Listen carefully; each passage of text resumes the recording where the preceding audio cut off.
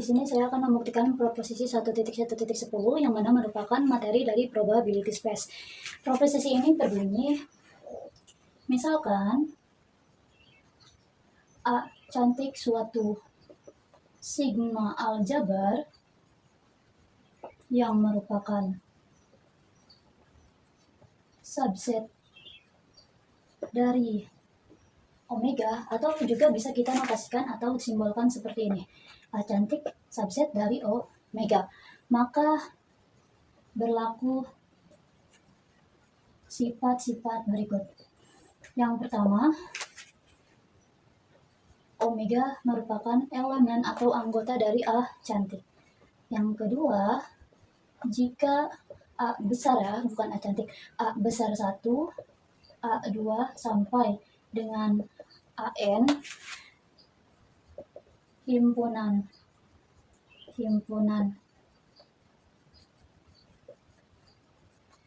yang besarnya berhingga di A cantik, maka dapat kita tulis sebagai gini, gabungan dari J sama dengan 1 sampai N untuk AJ-nya itu elemen dari A cantik. Kenapa bisa seperti ini?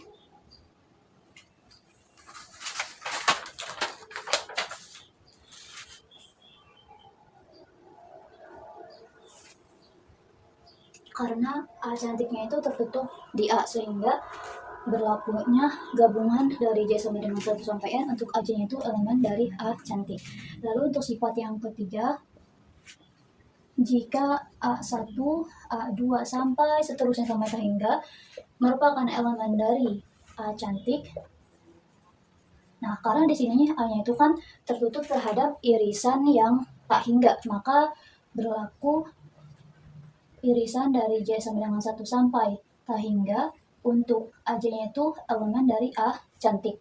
Dan untuk yang keempat, jika A1, A2 sampai N sampai AN merupakan elemen A cantik, karena di sini A-nya itu tertutup terhadap irisan gabungan yang berhingga, terhadap irisan yang berhingga, maka dapat kita tulis kayak gini.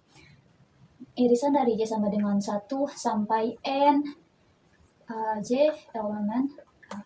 Jadi yang ketiga itu dia irisannya itu tertutup terhadap yang tak hingga. Kalau yang ini dia tertutup terhadap operasi irisan yang berhingga.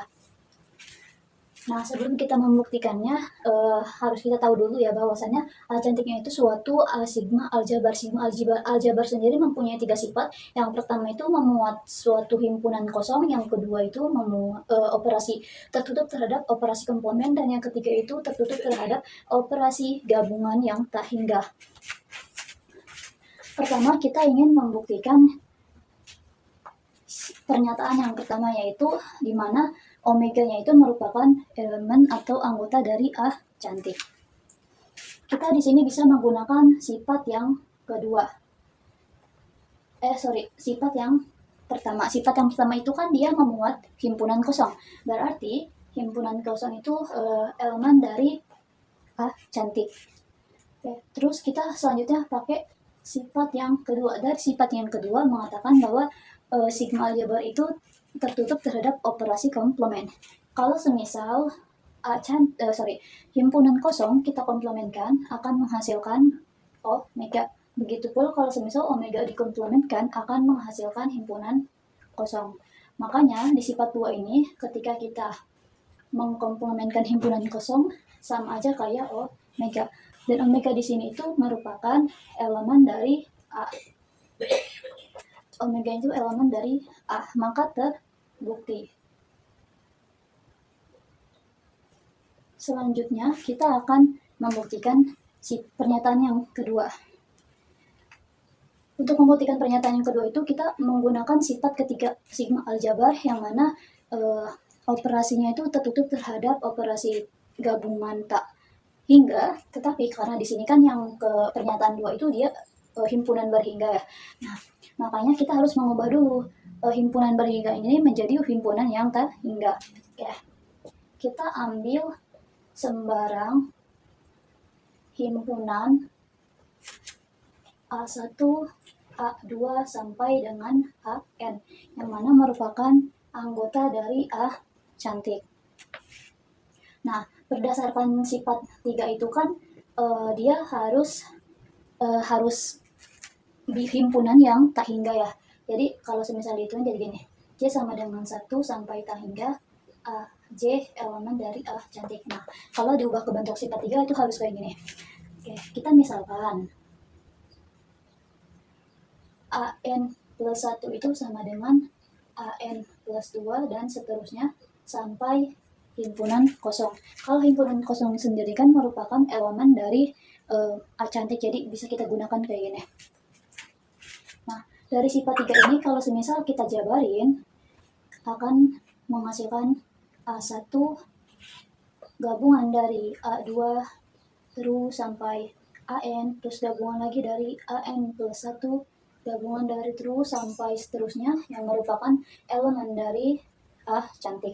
Nah, ini penjabaran dari sifat yang ketiga, karena kita ingin kita itu yang di 2 itu punyanya cuma dari A1 sampai AN.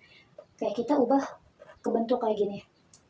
Jadi J sama dengan 1 dari 1 sampai N, AJ-nya itu nah kayak gini. Terus kita lanjut kayak gini, gabungan dari AN plus 1. Dari awal kita udah memisalkan bahwa AN plus 1 itu sama dengan himpunan kosong. Kita bisa masukkan ke sini himpunan kosong terus sampai dia tak hingga elemen dari atau himpunan bagian dari A cantik. Nah, di sini himpunan kosong kalau semisal digabung dengan himpunan kosong itu akan menghasilkan himpunan kosong. Jadi J sama dengan 1 sampai N, AJ itu akan kayak gini. Karena di sini himpunan kosongnya itu kalau digabungkan jadi himpunan kosong. Dan kalau semisal AJ digabungkan dengan himpunan kosong akan menghasilkan AJ itu sendiri. Jadi J sama dengan 1 sampai N merupakan AJ yang elemen dari A.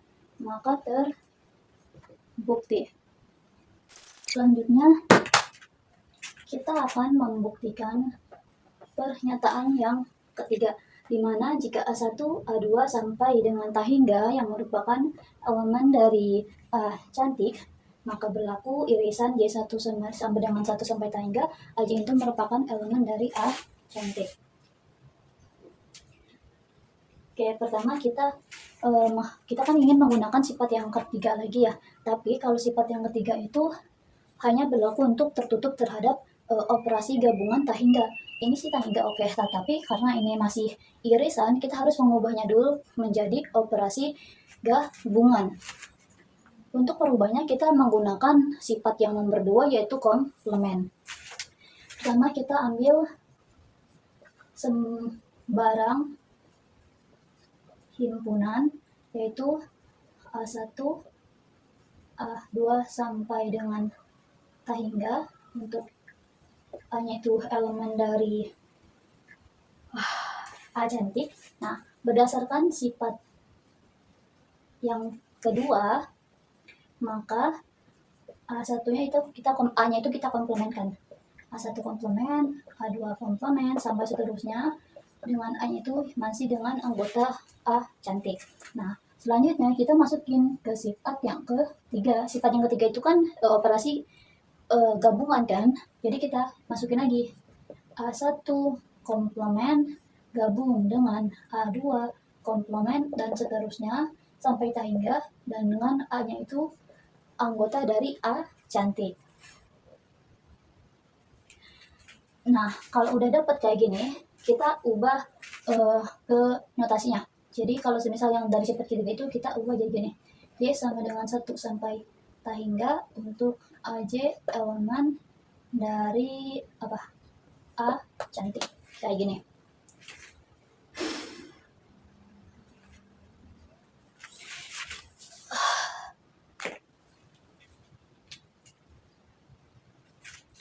Nah, berdasarkan sifat 2 kan kita komplementkan ya. Tuh di sini kita tutup aja. Elemen dari A. Nah, kita komplement kan. Hapus saja. Nah, kita kan udah dapat kayak gini nih, gabungan dari J sama dengan 1 sampai T hingga AJ komplement. Ingat ya, berdasarkan sifat De Morgan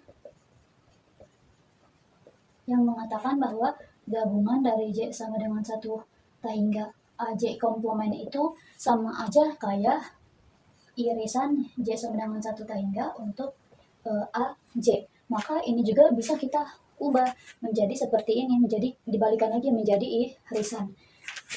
Untuk anggotanya sendiri kan ini A1 gabung A2 dan seterusnya kan komplement. Nah, kalau dibalik jadi A1 irisan A2 dan seterusnya untuk A-nya itu anggota dari A. Maka kita notasikan kembali sehingga menghasilkan gabungan dari J sama dengan 1 sampai T hingga untuk AJ-nya itu elemen dari A cantik, sehingga terbukti. Selanjutnya kita akan membuktikan untuk yang pernyataan keempat.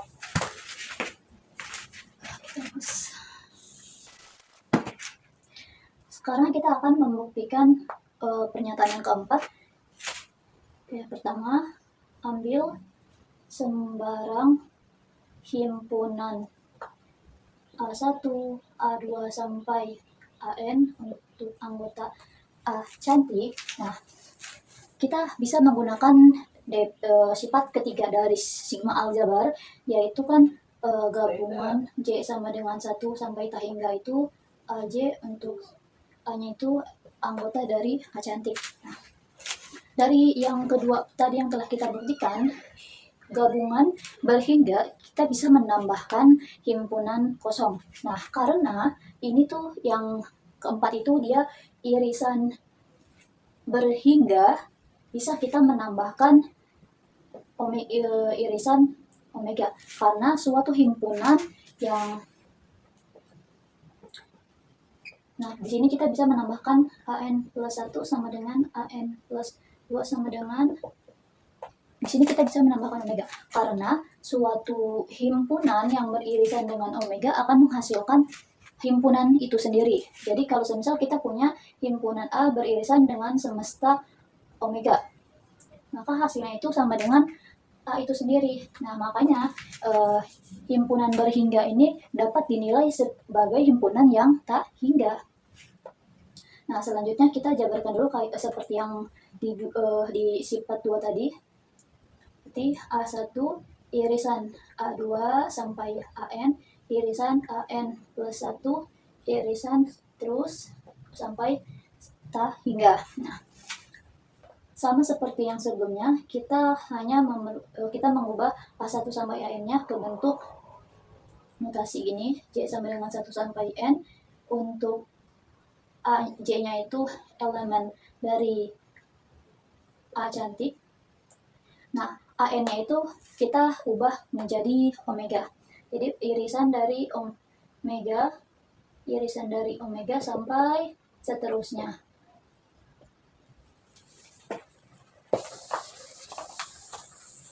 Nah, setelah didapat omega itu kan omega beririsan dengan omega akan menghasilkan omega itu sendiri. Makanya bisa kita tuliskan AJ-nya itu beririsan dengan omega untuk anggota bilangan A cantik. Nah, seperti yang tadi kita sudah ketahui bahwa suatu himpunan yang beririsan dengan semesta omega akan menghasilkan himpunan tersebut, sehingga sama dengan irisan dari J sama dengan 1 sampai N AJ hanya menyisakan AJ untuk setiap A-nya itu elemen atau anggota dari A cantik, sehingga terbukti. Oke, sekarang kita akan membuktikan proposisi 1.3.1 yang merupakan materi dari ukuran peluang diskrit. Nah, proposisi 1.3.1 ini berbunyi, jika P-nya itu adalah ukuran peluang pada P omega 3, maka bilangan-bilangan tersebut atau bilangan-bilangan PJ yang didefinisikan di persamaan 1.8 memenuhi dua sifat. Nah, persamaan 1.3.8 ini kayak gini. PJ sama dengan WJ sama dengan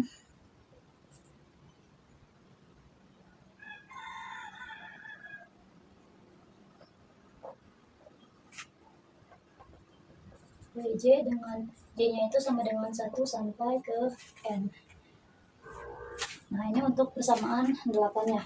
Sedangkan di sini memenuhi dua sifat.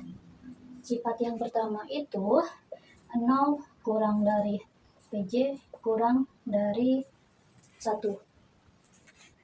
Lalu sifat yang kedua itu sigma dari J sama dengan 1 sampai N. Untuk PJ-nya itu sama dengan 1. Nah, ini bisa kita tulis sebagai persamaan 1.9. Nah, pada proposisi 1.3.1 ini kita akan menunjukkan bahwasannya setiap ukuran peluang pada ruang sampel diskret atau omega ini dapat dipresentasikan menggunakan suatu barisan bilangan real. Kalau di sini tuh kayak gini 1, 2, dan seterusnya. Jadi yang masuk ke dalam bilangan real. Nah, selanjutnya kita akan membuktikan bahwa ternyata bilangan-bilangan ini tuh memang memenuhi dua sifat, yaitu yang pertama itu semuanya bernilai positif atau tidak negatif karena 0 itu kurang dari PJ dan kurang dari 1. Dan yang sifat yang kedua, jumlah seluruh dari PJ itu sama dengan 1. Oke, kita akan membuktikan sifat yang pertama terlebih dahulu.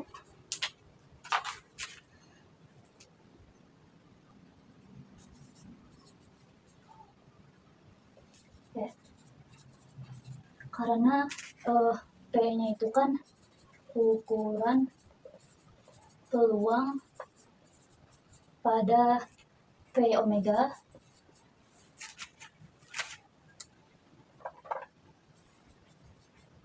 maka untuk setiap subset dari omeganya itu berlaku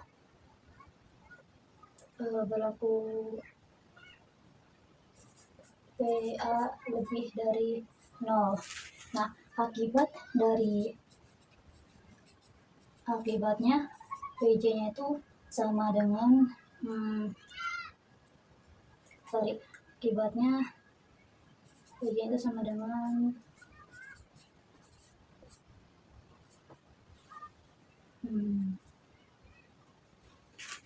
elemen dari interval 0,1. Nah, karena kan di sininya itu karena pembuktian ini kan karena kan pembuktian ini sifatnya kan cukup langsung. Karena P di sini itu suatu ukuran peluang pada P omega. Maka menurut definisi peluang sendiri kan bahwa setiap suatu kejadian itu memiliki nilai peluang yang tidak negatif seperti aneh. Nah, tidak lebih dari 1.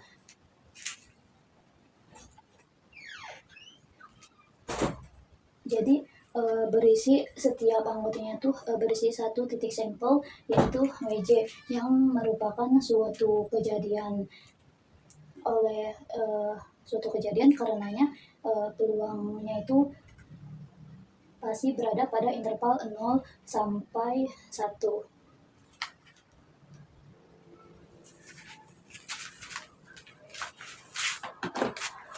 Nah, karena kan PJ itu didefinisikan kan karena PJ-nya itu lebih karena PJ-nya itu lebih dari 0, maka PJ-nya itu bernilai tidak negatif. Jadi tidak ada suatu titik sampel yang memiliki peluang negatif. Di sini kan tadi P-nya itu kan ukuran peluang ya pada P omega, maka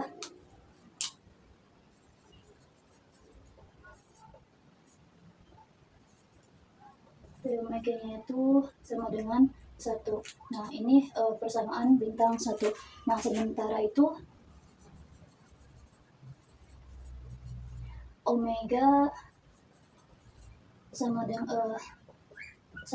dengan n, dengan kata lain sama aja kayak W1, W2 sampai dengan n. Sampai dengan Wn, dengan di sini ada Wj yang saling lepas.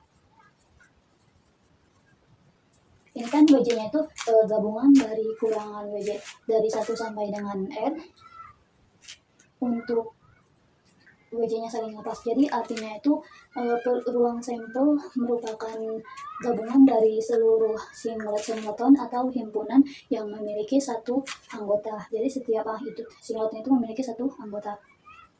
Jadi Wj di sini itu atau setiap singleton itu saling lepas. Nah, karena itu satu titik sampel itu tidak mungkin sama dengan titik sampel yang lain. Jadi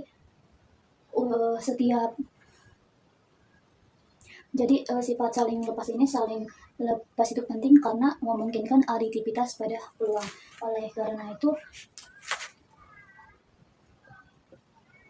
P omega itu sama dengan P merupakan gabungan dari J sama dengan 1 sampai N untuk Wj.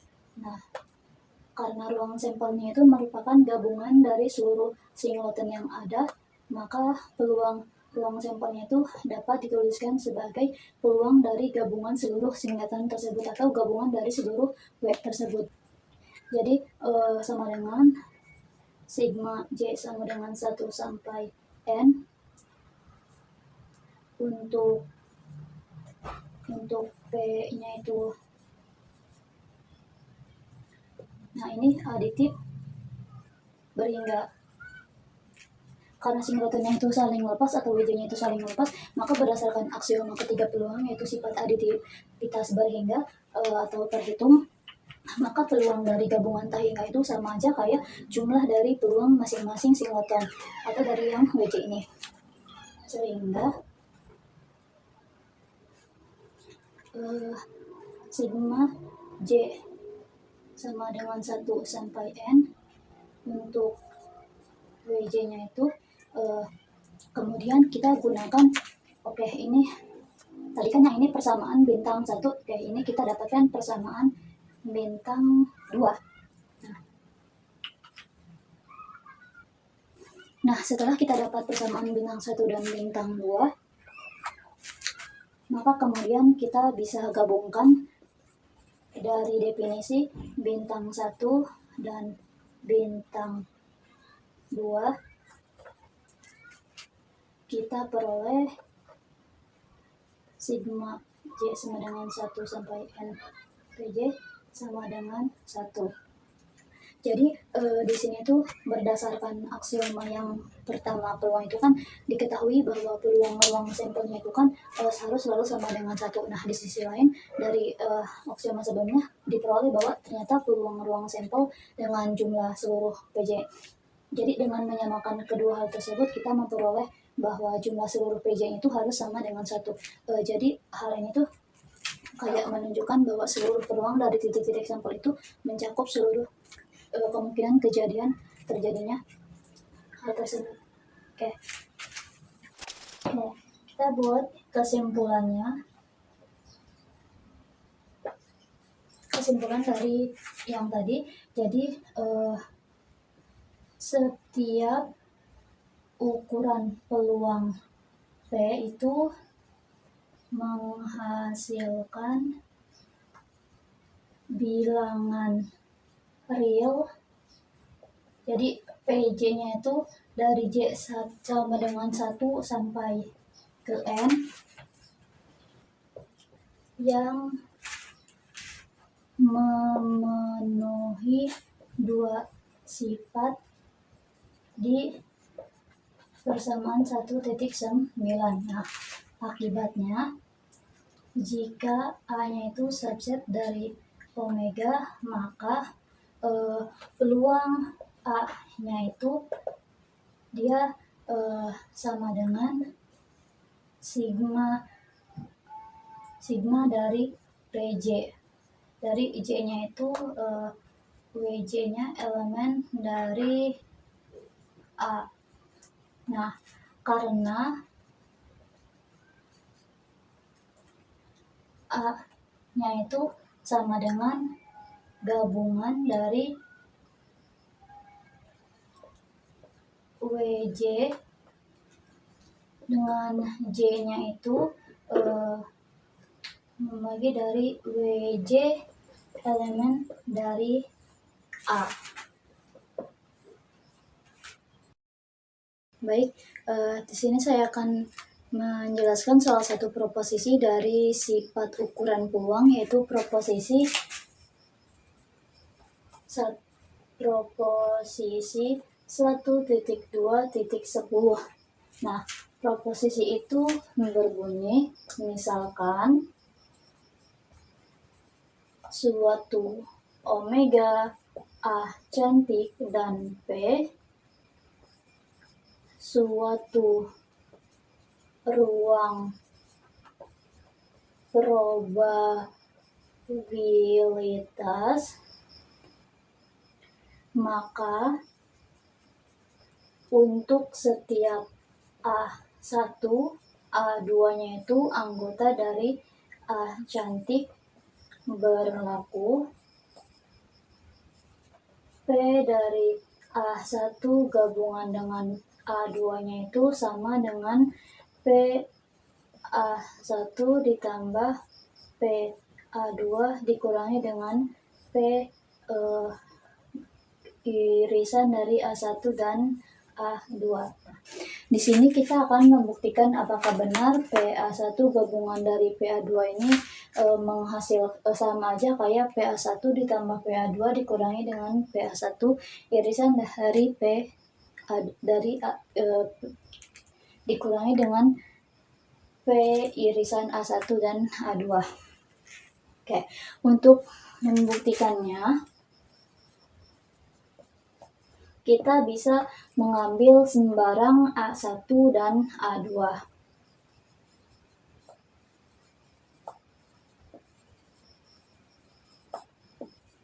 A1, A2 yang merupakan anggota dari A cantik. Nah, dari sini kita bisa memakai ilustrasi menggunakan diagram Venn ya, di mana ini A untuk A1 dan ini untuk A2. Jadi yang ini merupakan anggota dari A1 dan ini anggota A2. Nah, bagian yang saling bertabrakan ini yang saling tumpang tindih bisa kita simbolkan dengan A1 irisan dengan A2 karena bagian ini itu merupakan gabungan dari anggota A1 dan anggota A2. Makanya dia berdasarkan dari definisi irisan itu sendiri. Lalu selanjutnya kita akan menghilangkan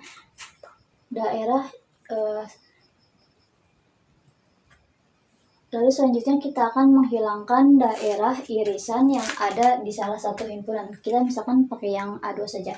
Kita akan menghilangkan irisan yang ada di A2. Yang ini.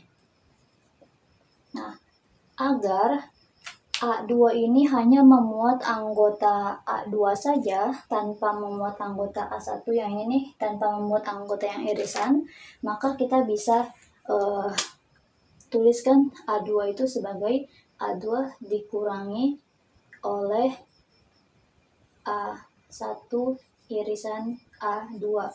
Sehingga ini tuh kayak lebih ke anggota A2 yang tidak memuat anggota A1 irisan A2. Oleh karena itu, setelah didapat, tadi kan kita dapat A1 dan A2. A1 gabungan dengan A2 itu kan sama dengan A1 gabungan A2-nya itu kan dia merupakan ini, A2 itu kan dapat ini ya. Jadi A2 gabungan dengan A1 irisan dari A2. Lalu bisa kita masukkan P-nya ini, P A1 gabungan dengan A2 sama dengan P A1 gabungan dengan P A2 yang dikurangi A1 irisan A2. Nah ini. Setelah ini, langkah selanjutnya itu kita tahu dari dari sifat aditif berhingga. Kalau semisal nih P A gabungan B itu sama dengan P A ditambah dengan P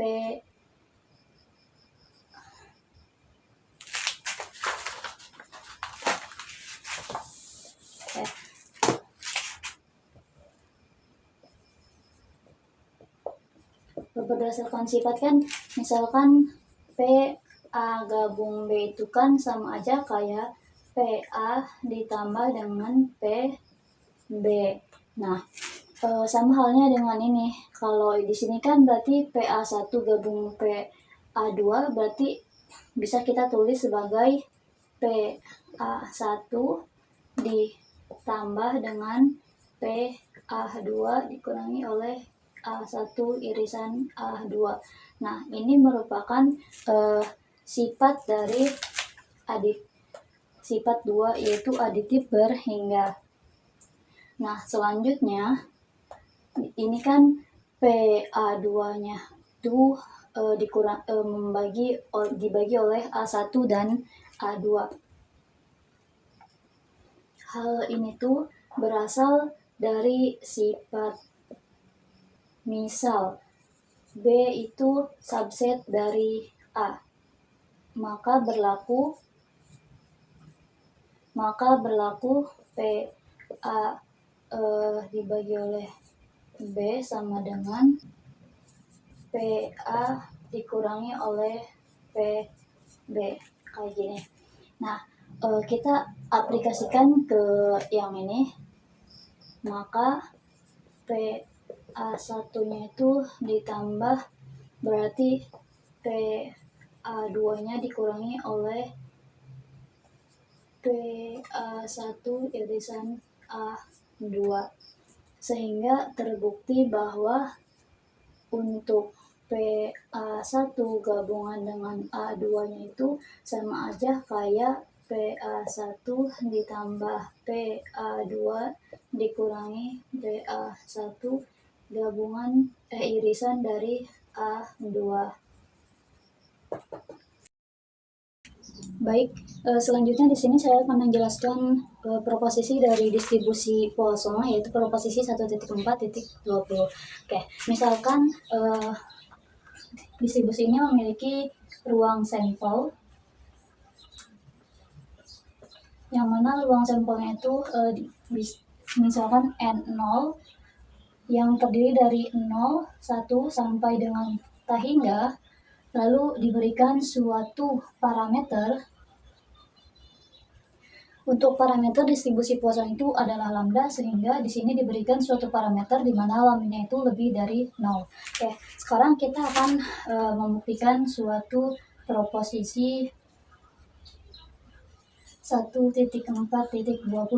Proposisi ini tuh berbunyi misalkan terdapat suatu ukuran peluang atau UVL unik yang mana UVL-nya itu adalah Poisson lambda pada Pn0. P di sini itu merupakan power set dari 0, 1 sampai tak hingga. Sedemikian sehingga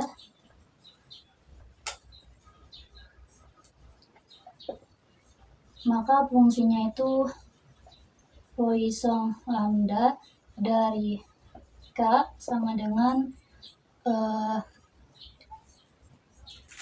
lambda pangkat K dibagi dengan K faktorial dikalikan dengan E pangkat lambda untuk K-nya itu merupakan anggota dari N0. Oke. Ini tuh merupakan suatu probability mass function. Jadi di sini ya, di probability ini kita akan membuktikan apakah benar bahwa fungsi ini tuh merupakan suatu ukuran peluang. Nah, berdasarkan definisi diketahui bahwa Poissonnya itu Poisson dari K itu sama dengan lambda pangkat K dibagi dengan K faktorial dikali dengan E pangkat lambda untuk setiap K-nya itu merupakan anggota dari N0. Nah, setelah ini ingat bahwa untuk ukuran peluang itu harus memiliki dua syarat. Jadi harus memenuhi dua syarat tersebut agar suatu fungsi dapat dikatakan suatu peluang. Nah, syarat yang pertama itu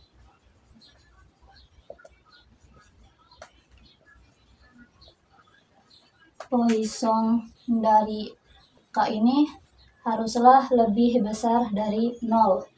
Artinya fungsi ini harus bernilai non-negatif, jadi lebih besar dari 0. Terus untuk syarat yang kedua yaitu fungsi ini Poisson dari K ini sama dengan 1 atau total dari fungsi ini nilainya adalah 1. Oke. Di sini kita akan menghitung apakah benar fungsi Poisson ini apakah benar memenuhi kedua syarat ini atau tidak.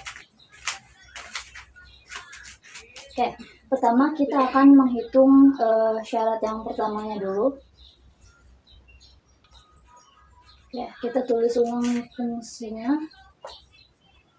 Poisson lambda dari K-nya itu sama dengan lambda pangkat K dibagi dengan K faktorial dikalikan dengan E pangkat lambda. Oke, di sini kita bisa memanipulasi bentuknya ya. Pertama, lambda pangkat K dibagi K faktorial. Untuk E ini kan dia pangkatnya negatif, jadi bisa kita buat menjadi pecahan sehingga 1 per E pangkat lambda.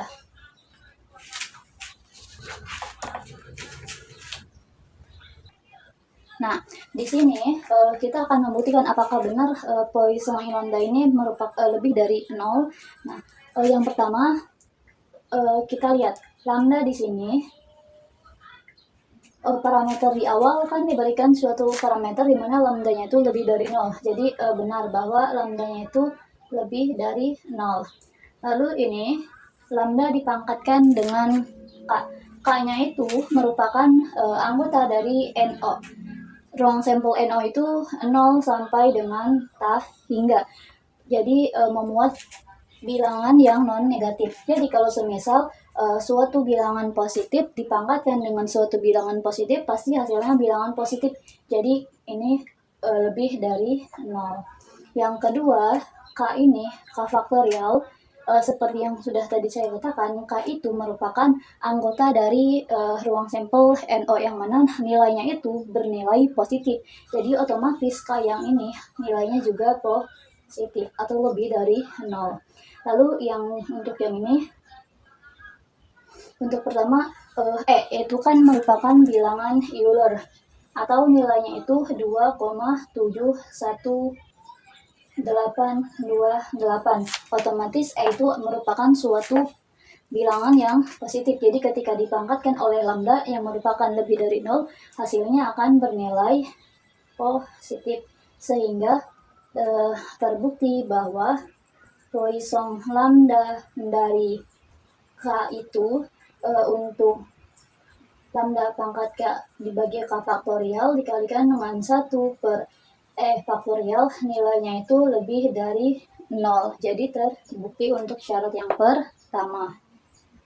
Selanjutnya kita akan menghitung untuk syarat yang kedua, di mana total dari Poissonnya itu adalah 1.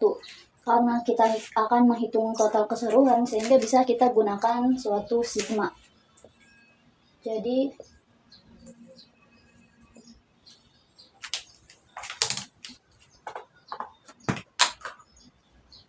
Pois lambda untuk K itu bisa kita gunakan sigma, berarti sigma dari K sama dengan 0 sampai K hingga untuk lambda pangkat K dibagi dengan K faktorial dan 1 dikalikan 1 per E pangkat lambda.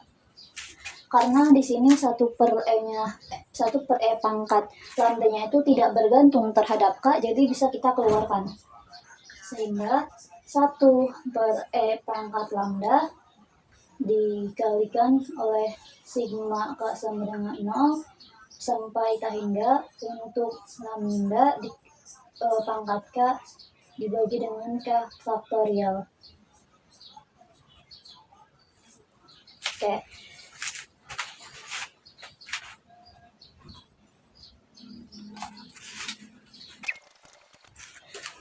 Oke, sebelum melanjutkan melanjutkan yang nomor 2, ingat dalam eksponensial atau dalam deret.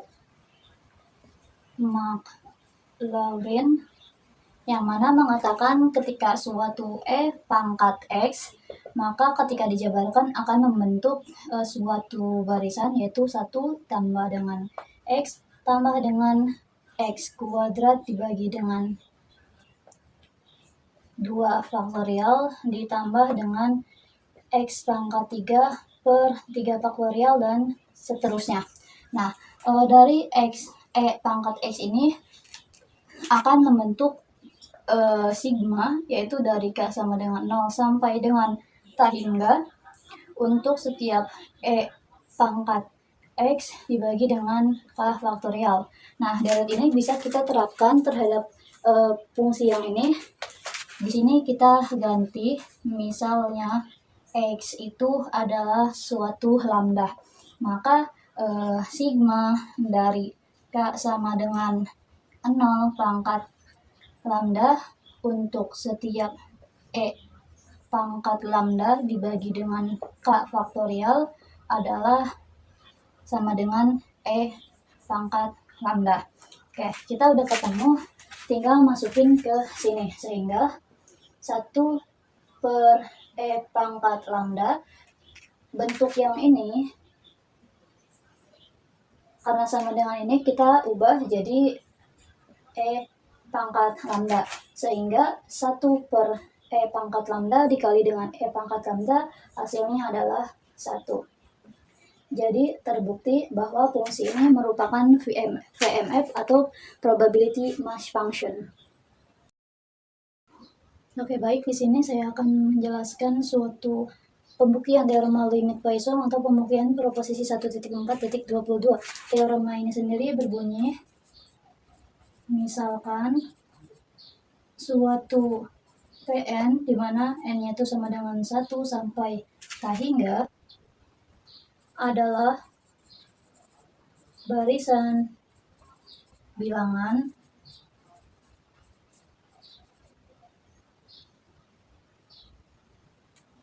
dengan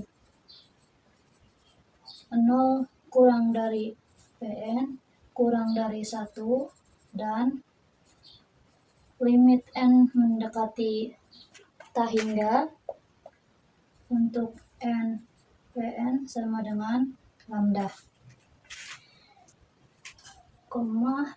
untuk suatu lambda lebih dari 0, karena kan lambda itu sebagai parameter dari Poisson. Maka untuk setiap K elemen atau anggota dari ruang sampel N0, yaitu ruang sampel yang dari 0 sampai dengan tahingga, atau biasanya tuh kalau NO itu 0, 1, 2 sampai dengan tahingga. Maka berlaku limit N mendekati tahingga untuk BNP dari K sama dengan Poisson lambda dari K. Oke. Jadi misalkan Pn yang mana n-nya itu dari sama dengan 1 sampai dengan tahingga adalah suatu barisan bilangan dengan 0 kurang dari Pn kurang dari 1, dan limit n mendekati tahingganya itu untuk npn itu sama dengan lambda. Untuk suatu lambda lebih dari 0, maka untuk setiap K anggota dari NO berlaku limit n mendekati tahingga binomial NPK untuk Poisson lambda dari K. Nah, di sini NP-nya itu sama dengan lambda, artinya dia itu konvergen terhadap lambda. Nah, di sini kita akan menunjukkan bahwa distribusi binomial ini akan konvergen terhadap distribusi Poisson. Untuk yang ini, NP itu kan dia konvergen terhadap lambda, artinya ketika n-nya itu makin besar, maka Pn-nya itu haruslah makin kecil, dan juga Pn-nya itu mendekati nilai lambda, sehingga Pn-nya itu bersifat tetap konstan. Karena yang ingin dibuktikan adalah limit binomial, maka kita harus menggunakan PMF atau probability mass function binomial. Maka BNP-nya itu K sama dengan ingat bentuk umum dari BNP itu adalah kombinasi dari N dan K dikalikan dengan P pangkat K dikalikan dengan 1 dikurangi P pangkat N dikurangi dengan K. Oke. Di sini kita akan menghitung suatu limit berdasarkan PMF binomial ini atau probability mass function ini. Oke. Kita bisa bentuk kombinasinya dulu. Kombinasi N dan K berarti N K faktorial dikurangi N faktorial dibagi dengan K faktorial dikurangi N dikalikan dengan N dikurangi K faktorial. Ini kombinasi dari N dan K. Kita tulis PK dan 1 per PN min K. Oke, karena kan kita akan menentukan limitnya ya, jadi kita harus memisahkannya terlebih dahulu. Ini bisa kita keluarkan sehingga menjadi 1 per K faktorial untuk N dikalikan dengan N faktorial dibagi N min K faktorial. Nah, kita bisa ubah bentuknya seperti ini, lalu dikalikan oleh PK dan 1 per P pangkat N min K. Oke, selanjutnya untuk BNP dari K ini sama dengan 1 per K, masih bisa kita tulis ulang. Oke, sekarang kita bisa menjabarkan bentuk dari N faktorial. Oke, bentuknya itu kan sama aja kayak N dikurangi 1, sampai dengan N dikurangi K ditambah plus 1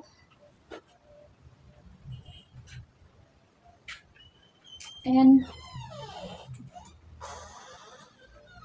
min K dibagi dengan N min K faktorial. Oke, ini tidak mau, jadi kita kebawahkan saja, sehingga PK-nya itu dikalikan dengan 1 min P untuk pangkat N min K. ingat yang faktorial ini bisa kita coret atau hilangkan, sehingga 1k faktorial dikalikan dengan n-1 sampai dengan n-k plus 1 dikalikan dengan pk kalikan 1 per pn dikurangi k. Oke, sehingga terbentuk ini. Karena kan kita akan menentukan masing-masing limitnya, sehingga kita akan mengubah bentuk yang P ini. P ini kan dia merupakan suatu barisan bilangan, dan ingat bahwa kalau semisal ada suatu n pangkat k dibagi dengan n pangkat k, itu hasilnya adalah 1.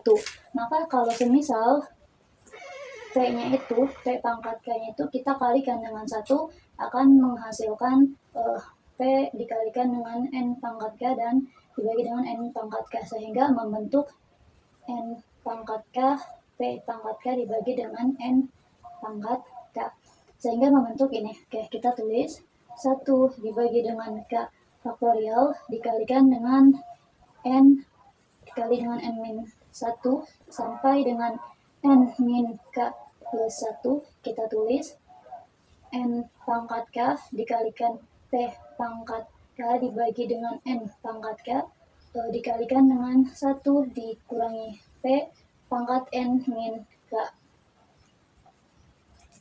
Nah, lalu selanjutnya kita akan membagi semua yang ini dengan N. Karenanya kita bisa memindahkan N ini ke sini, sehingga membentuk 1 per K faktorial N-1 sampai N-K plus 1. Oke, kita bisa ini dibagi dengan N yang ini, sehingga ini hanya menyisakan N-K PK saja. Kalau semisal kita sederhanakan, bentuknya akan menjadi N-P pangkat K seperti ini. N-P pangkat K dikalikan dengan 1P untuk N-K. Nah, kalau udah, karena bentuk yang dari sini sampai sini sudah kita modifikasi, sekarang tinggal yang ini 1 dikurangi P pangkat N dikurangi K. Oke, biar tidak pusing, bisa kita kasih kurung. Oke. Ini bisa kita ubah satu-satu, N-N, lalu N-1 dibagi dengan N, sampai N-K plus 1 dibagi juga dengan N. Nah, bisa diubah di bentuknya seperti ini, lalu dikalikan dengan N, P dikalikan dengan K, P karena kita tidak muat jadi langsung ke bawah aja. 1 per P pangkat N dikurangi K bisa kita bagi pangkatnya atau pisahkan, sehingga 1 per P pangkat N sama aja dikali dengan 1 dikurangi P pangkat minus K. Nah, bentuknya kayak gini. Setelah semua bentuk kita modifikasi, kita bisa memasukkan limitnya. Berarti limit N mendekati tak hingga untuk B, N, P dari K sama dengan limit N mendekati tak hingga untuk 1 per K faktorial N min N dikalikan dengan N min 1 dibagi dengan N sampai dengan N min K plus 1 dibagi dengan N, lalu N P pangkat K dan 1 min P pangkat N dan 1 minus P min K. Oke, kita limitkan semuanya. Oke, yang ini bisa kita hapus. Oke.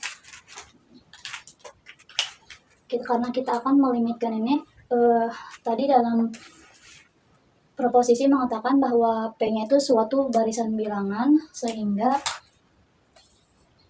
BNP dari K kita ubah semua P-nya, berarti menjadi 1 per K faktorial N min N sampai N min K plus 1 pangkat N. Nah, kita ubah NPN tadi kan P-nya itu merupakan barisan bilangan PN, sehingga NPN pangkat K dikalikan 1 per PN pangkat N dikalikan dengan 1 PN pangkat K. Nah, baru kita bisa melimitkan binomial ini, sehingga limit N mendekati tak hingga untuk BNP dari K ini sama dengan, kita limitkan satu-satu ya, berarti limit N mendekati tak hingga untuk 1 bagi K faktorial, lalu limit N mendekati tak hingga untuk N dibagi N, lalu N min 1 dibagi N, dan N min K plus 1 dibagi dengan N. Lalu selanjutnya kita limitkan lagi N mendekati tak hingga untuk N PN pangkat K, lalu limitkan lagi N mendekati tak hingga untuk 1 dikurangi PN pangkat N, lalu terakhir kita limitkan lagi untuk 1 dikurangi PN pangkat K. Jadi semuanya sudah kita limitkan. Oke, selanjutnya kita akan menghitung masing-masing limit tersebut. Oke, kita bisa mulai dari limit yang ini terlebih dahulu. Untuk N dibagi dengan N, ketika dilimitkan, limit itu kan N mendekati tak hingga, sehingga ketika N bernilai tak hingga, nilainya tak hingga berarti besar, nilainya besar, misalkan 1000 lah gitu. Lalu dibagi dengan N lagi, maka akan menghasilkan 1. Begitu pula yang ini, ketika N yang nilainya mendekati tak hingga dikurangi 1, maka N tersebut tidak akan terpengaruh oleh pengurangan tersebut. Jadi ketika N-1 dibagi dengan N, maka hasilnya tetap akan mendekati ke 1. Begitu pula yang ini, ketika N dikurangi K ditambah 1, nilai N ini tidak akan terpengaruh karena N itu nilai yang mendekati tak hingga. Jadi ketika dibagi dengan N akan mendekati 1 pula. Jadi untuk limit N mendekati tak hingga minus 1 dibagi K faktorial, berarti limitnya itu dia nilainya adalah 1. Selanjutnya kita akan menghitung limit yang ini, limit N PN pangkat K. Ingat, N PN pangkat K. Di awal proposisi tadi mengatakan bahwa suatu NPN itu konvergen atau sama dengan lambda. Maka NPN juga sama dengan lambda yang ini pangkat K ya. Berarti NPN pangkat K itu sama aja kayak lambda pangkat K. Jadi nilainya tuh lambda pangkat dengan K. Lambda pangkat K. Selanjutnya kita menghitung yang limit 1 dikurangi PN pangkat N.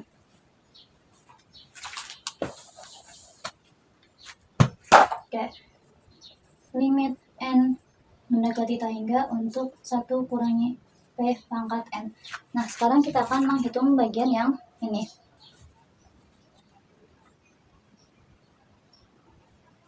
Oke, ingat dalam kalkulus ketika limit N mendekati tak hingga 1 ditambah dengan X per N pangkat N itu akan menghasilkan E pangkat minus X. Nah, ini kan kalorinya akan menghasilkan E minus X. Kalau semisal kita X-nya ganti dengan lambda,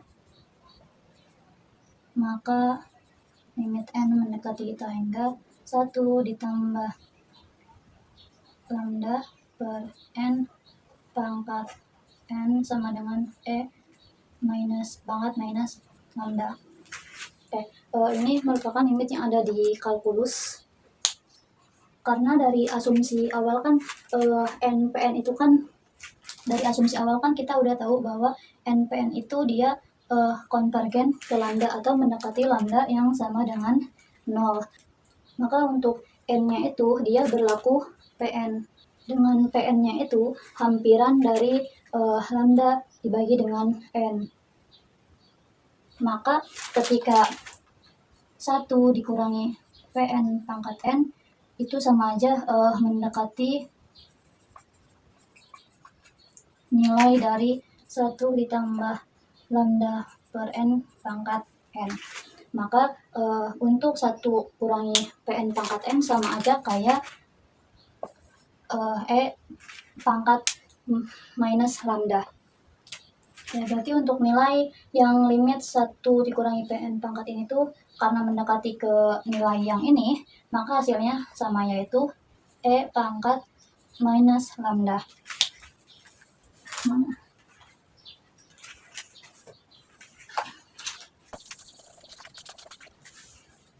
Nah, lalu selanjutnya yang limit 1 dikurangi Pn pangkat K. Tadi kan kita udah tahu bahwa Pn itu mendekati ke lambda, yang mana ketika N-nya membesar, Pn-nya otomatis mengecil ke arah lambda atau mendapati angka 0. Otomatis ketika 1 dikurangi 0 akan menghasilkan nilai itu sendiri karena K-nya itu konstanta yang tidak diubah, sehingga